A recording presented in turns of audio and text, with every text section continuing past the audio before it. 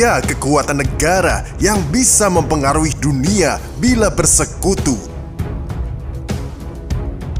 Sahabat bagi-bagi, Asia adalah kawasan kaya.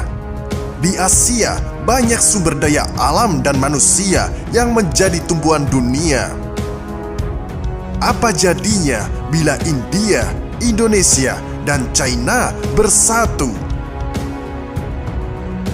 Bahkan tanpa Rusia pun ini akan sangat merepotkan Barat. Karena China punya teknologinya, India punya pasukannya, Indonesia punya sumber daya alamnya. Dan inilah kekuatan ketiga baru dunia dalam masa depan yang ditakuti oleh Barat. Sahabat bagi-bagi, dari mencegah pembentukan trio raksasa itu, kini Barat mulai bergerak dari India yang dikunjungi Perdana Menteri Inggris dan Indonesia yang diapeli kapal tempur Amerika Serikat. Seperti apa kisahnya? Sebelum lanjut, King Narto persilahkan Paman Kim untuk membuka acara ini dengan penuh gregetan.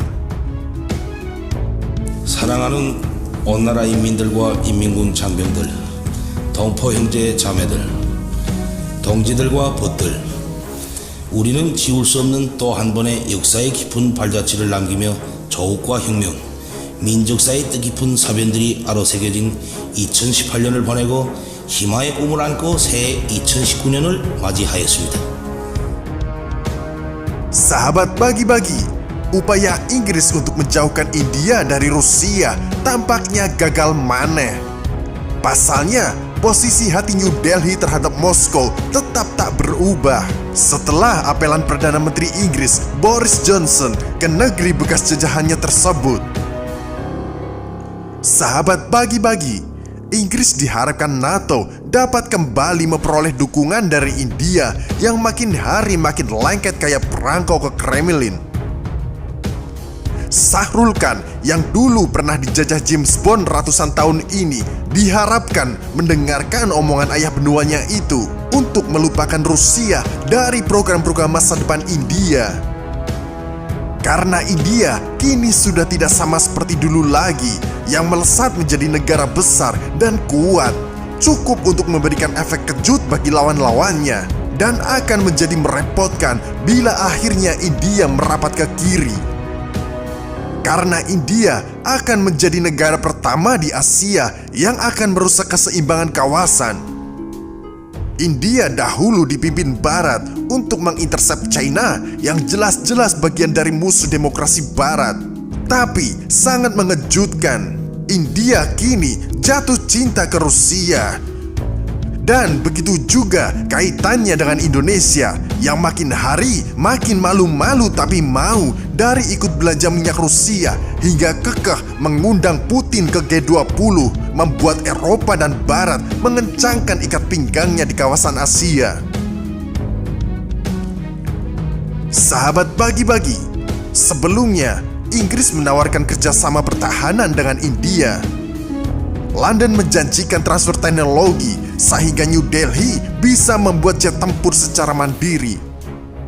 Inggris juga menjanjikan pengiriman alat-alat pertahanan lebih cepat. Dengan begitu, India dapat mengurangi ketergantungan militer dari Rusia. Untuk diketahui, lebih dari setengah peralatan militer India didatangkan dari Rusia. Komitmen itu disampaikan oleh Johnson kepada Modi dalam pertemuan di New Delhi. Dikutip dari Reuters, Johnson mengeluarkan rayuan mautnya. Ini adalah momen sangat menguntungkan dalam hubungan dan persahabatan antara dua negara demokrasi. Saya tidak mengira hubungan tersebut pernah sebaik ini, katanya.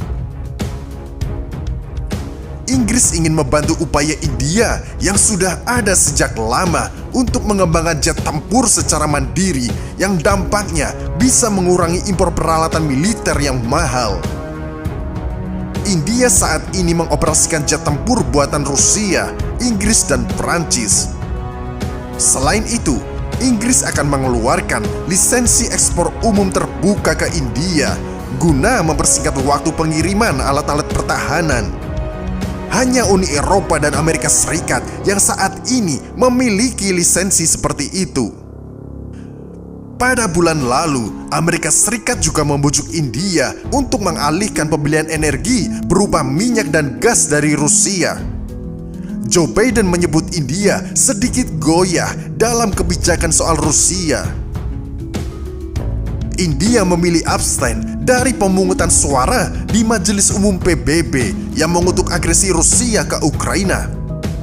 New Delhi juga tidak menjatuhkan sanksi apapun terhadap Rusia. Sebagai negara besar dan cukup berpengaruh, India menjadi sasaran tarik-menarik kepentingan terkait hubungannya dengan Barat dan Rusia.